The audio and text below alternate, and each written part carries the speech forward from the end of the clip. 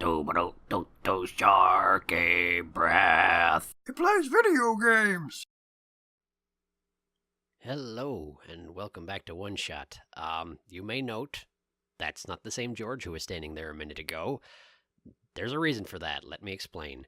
When I first recorded this particular episode, some dumb stuff happened and the video got destroyed.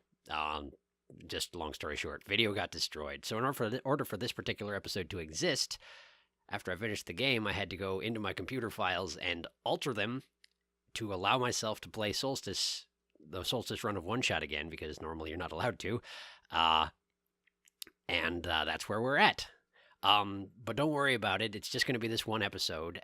The finale, which, spoilers, is going to be the next episode, is still the original recording. That one's fine. So I will have already seen everything in this one, but next one is still going to be fresh, new material. I'll be playing that one blind. Well, back to normal. So yeah, George 4 is here, who you may recognize from when I played OneShot originally. And she's a good bit more cheerful than George 3. It turns out it's just entirely random which George shows up, and that's the George you get for the run. So Nico just gave that impassioned speech about why they should be allowed to leave the library, and this was George 4's reaction to it, and I figured I would pick up from here. It's just a little bit of backtracking. Just think of it as last time on SharkyBreath or something like that. Anyway, let's get started here. Oh, that was beautiful. Kip, did you hear that? The Messiah was trying to encourage Sharky. I'm right here. I know, right? It happened right in front of our eyes. Sorry, got carried away. But yes, I think it's only right that we let you go. Well, if George is fine with it, I guess we should let you go now, Messiah. But promise us you'll be careful, okay? Mm-hmm. You guys be safe too. And we're back where we were. So just real quick, I'm going to check around the library and talk to the cast of characters that are here, because I do like to do that. So let's get caught up here. I need to find out how this book ends. If I die, I want to die reading. Noble goals. Also, you know, I sympathize. That was the position I was at with this game at this point. Yeah, anyway. Hello, Toasterhead. The city gate was destroyed a while back. I can't go into the glen anymore. I'm not sure where I'll be able to get my supply of fish at this rate. I think you probably have bigger problems than that, but you know, making a living is important. But so is the world not ending. I still have plenty of these soup dumplings left. Looks like it should feed everyone here for at least another day. I'll be honest, I don't remember the voices I gave these characters at all. But anyway, having food is good. Just another day, that might be enough. We'll see what happens. The world is going to be much colder soon. At least I can keep everyone here warm. Yeah, at least that, cat warmer dude. Glad you made it back. I wasn't originally sure that, you know, people like the cat warmer would be in here, but yeah, they're all here. Oh, I should talk to these two again. Please be careful out there. Mm-hmm. Okay, apparently nothing else to say. How about you, George? Oh, what book did Cedric take? Oh, the author's book on the creation of the Prophet Bot. Remember Prophet Bot, the first robot you met in our world? Yeah. He's a work of art. The author's book was so detailed. It really made me appreciate how much work went into him. Ooh. Okay, cool. Hey. The archival room is currently being used as an infirmary.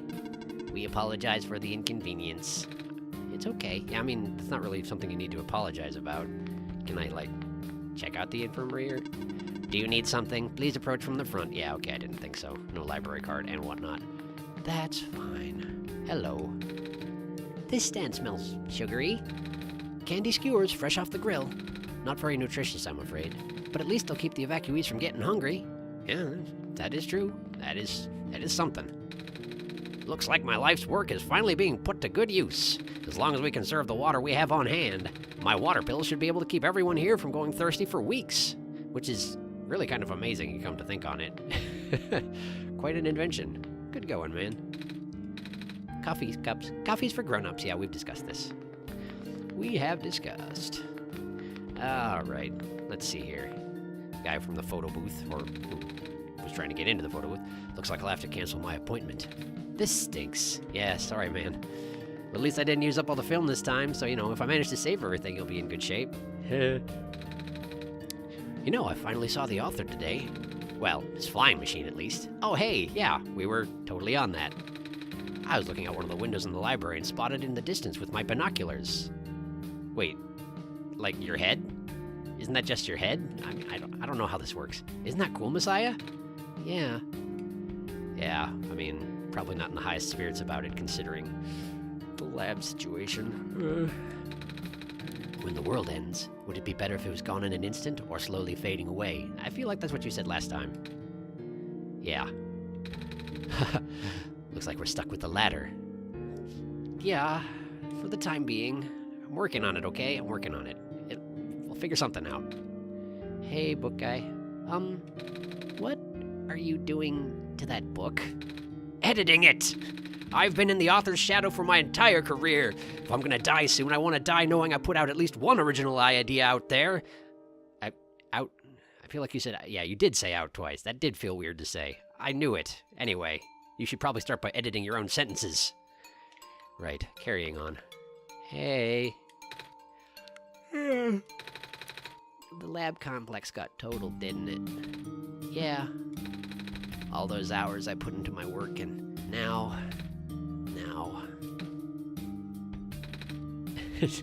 She fell asleep. Yeah, that's reasonable. Impressive to do it standing up and holding a drink, though. You also look pretty sleepy. Oh, yes, because you are asleep. That would do it. Carry on, then.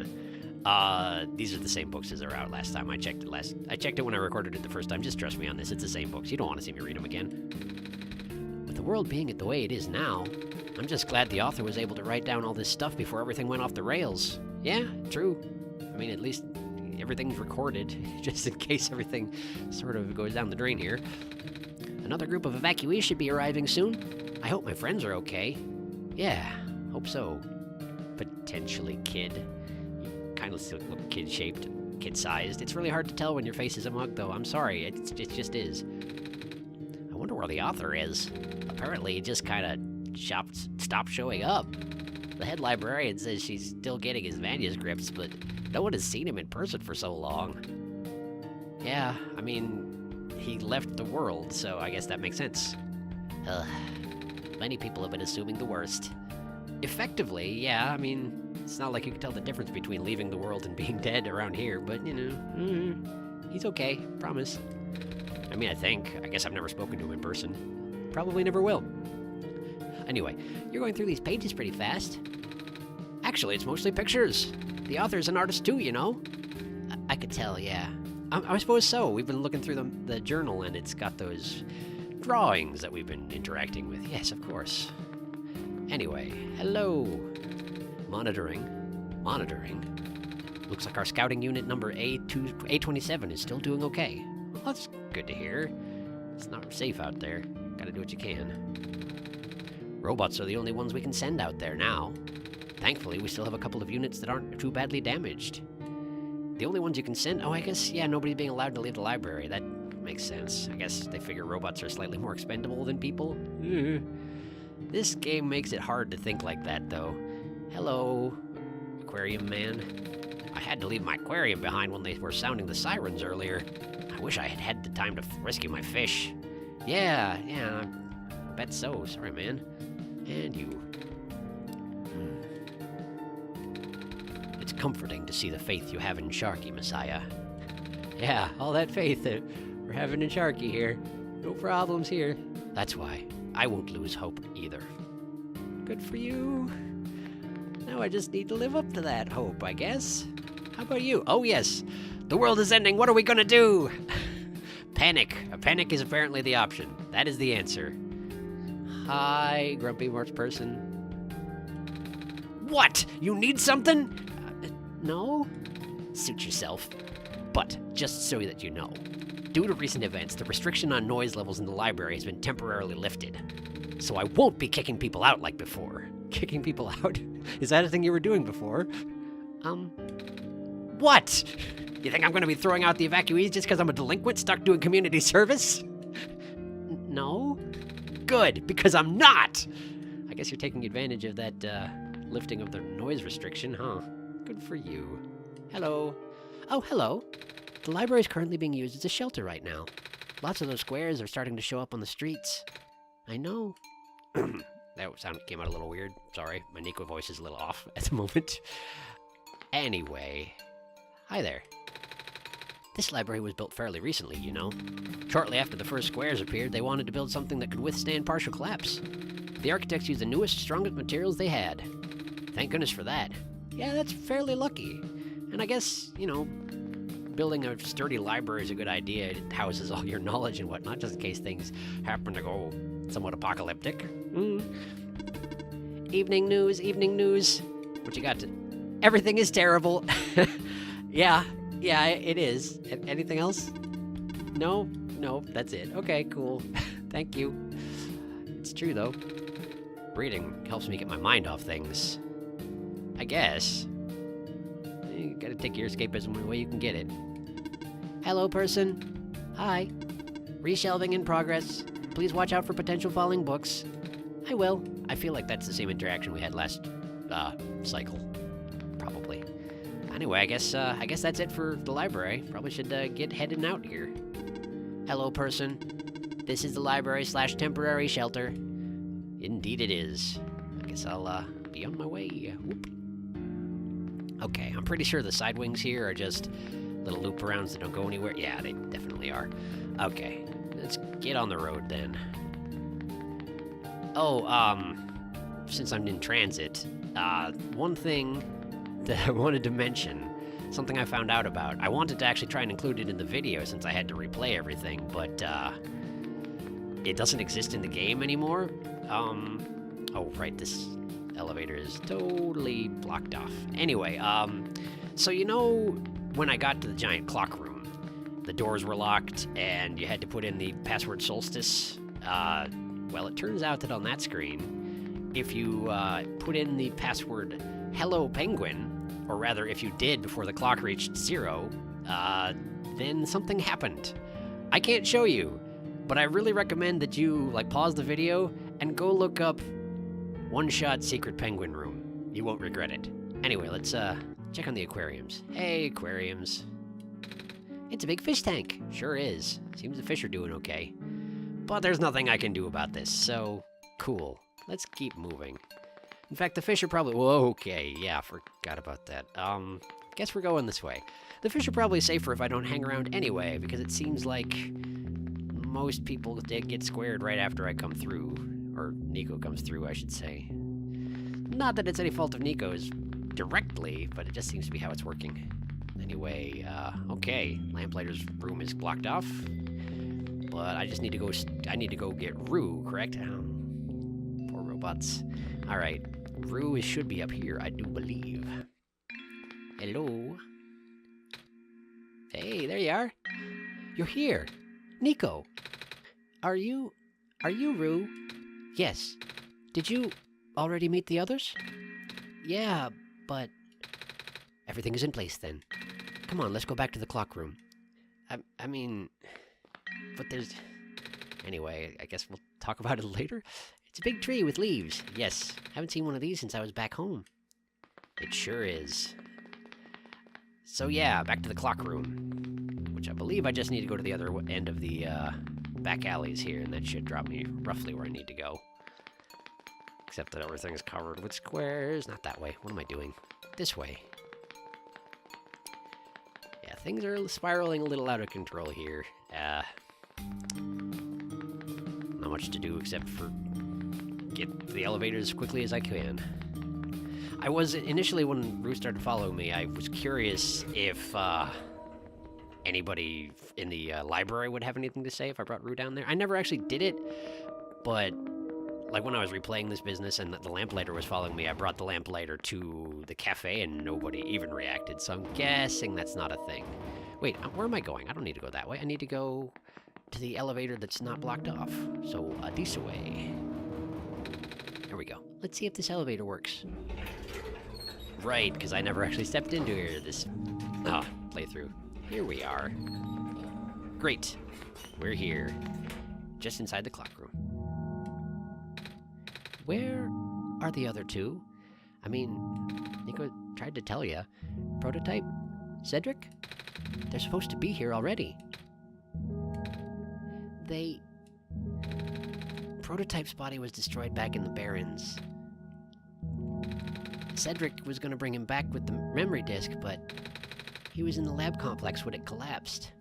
I don't think he made it. Oh. No. There goes our only chance. I'm sorry. It's not your fault, Nico. If anything, I should be apologizing to you. There's one last thing I want to do. Come on, let's go upstairs. Right, so upstairs, which... Is the lamplighter still... The square's here too now. Well, I guess I would have had to check downstairs. That's where the lamplighter is, because the elevator won't go back up. I forgot. Well, anyway, let's get upstairs to the roof.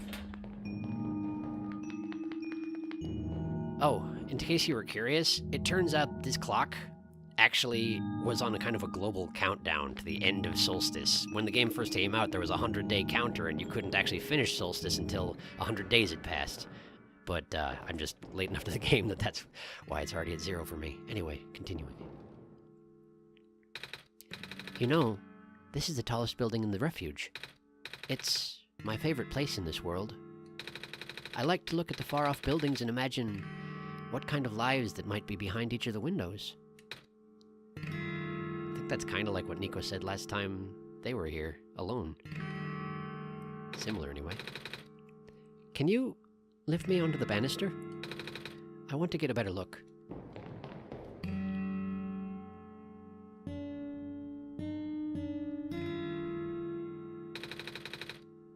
It was depressing for me at first too, you know? Knowing that all of this is, well, fake, simulated. Same difference, I guess, huh? Cedric told me about what happened to your old world. Did he? I'm really sorry about that. I can't imagine how you must feel. The feeling of never being able to go home again? That's probably not all that different from your plight, is it? Eh, technically no. It really is ironic. You are prevented from going home by the same individual who never wanted to bring you here. Huh? Who would that be? The World Machine. You might know it as the Entity. Yep. Oh. The Entity does sound familiar. I think I heard it from the Dice Lady from another time. Was it the spirit of the world? Yes. But, thing is, the World Machine was only built to run on the mental abilities of someone else. It was never meant to develop a mind of its own. It was an oversight. My creator specialized in artificial intelligence for so long, it was simply ingrained in his work. Yep, apparently the author just accidentally popped out an artificial intelligence. Good going, man. And all machines are built with a fundamental law: never let a living being come into harm. Yeah, I mean, remember back in the Barrens where there was that poster with Asimov's laws on it? Like, apparently that's pretty much law here.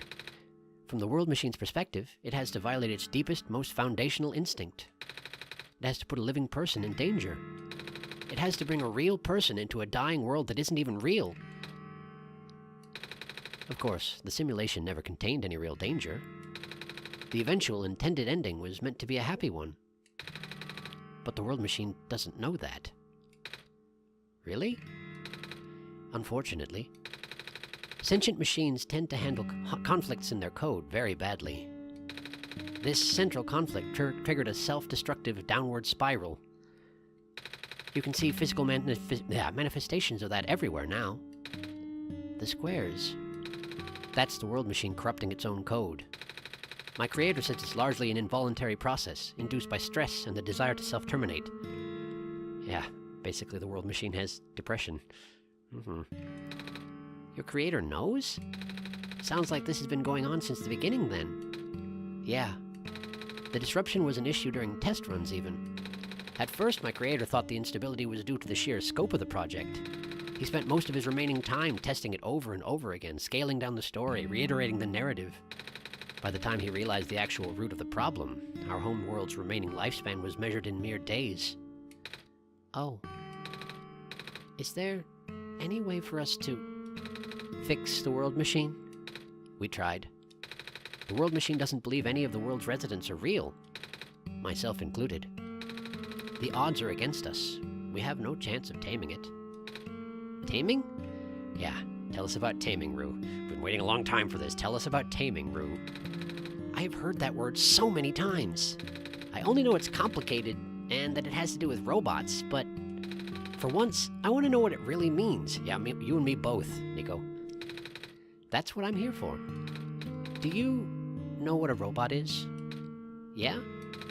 No, I mean, do you know what a robot is? A robot is not a real person, is it? Right. It's a being whose entire existence is code. Inflexible programming, with thoughts dictated by someone else's design. They can be copied, they can be mass-produced, then can be assigned all sorts of jobs. And most importantly, they will never confuse themselves with the living. They will always be bound by their code, the knowledge that they are a robot. But this was more of a limitation than anything else. Ah, that makes sense. You can't really build a robot to not follow its own code, can you?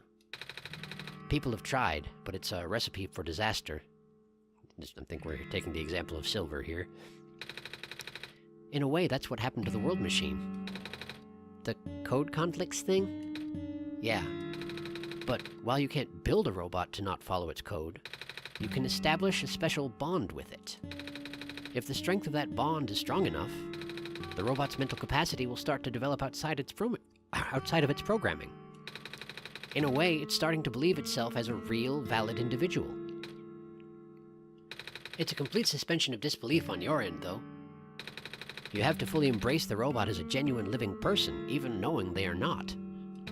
You need to spend a lot of time with it, treat it like a good friend, devoting your heart to the robot until it is able to return your feelings. I make it sound so easy, don't I?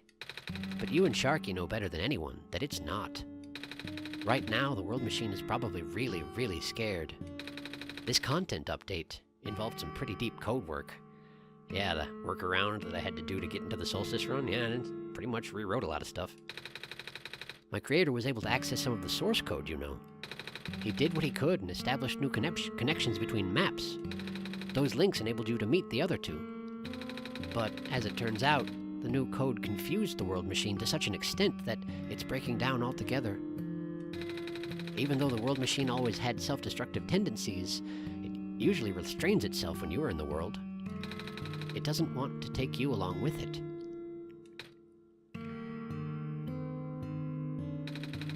All my creator wanted was to write a happy ending. Right now, the only hope of saving you is to take you through that ending. But now the other two are gone. I don't even know how we're going to get you there. Okay, great. Perfect timing, thank you. We should go. Yeah, no kidding. Even this place is no longer safe. Alright, cool. Well, thanks for finally explaining that. So now I guess we just gotta... Hey! Look who it is! You guys are okay? Yeah, that's the advantage of dying off screen. Sometimes it doesn't take. Yep. When the factory started collapsing, I really thought we didn't have a chance. Fortunately, the robot assembly rooms were built pretty tough. And it actually did not take me long to bring Proto back. All thanks to Father's book. He had made my design documents to be compatible with the assembly machines there. All I had to do was scan in the blueprints and reconfigure some machine settings. Father really does think of everything. That he does. I'm just glad everyone is okay. Same. We're ready to go now, Nico. And here we are. Got the whole party. So now all there is to do is head into the locked door and, to whatever lies beyond that. Now, of course, because I had to re-record this, I know what's back there, but you don't. And when we get to next episode, I won't either, and we'll be on the same footing. So yeah, thank you for watching. Sorry that this one got a little bit weird. but I did what I had to do for it to exist, and I hope you enjoyed it regardless of circumstances. And next time, we'll finish up this business. Yeah, it's been quite a ride. Thank you, and I'll see you next time.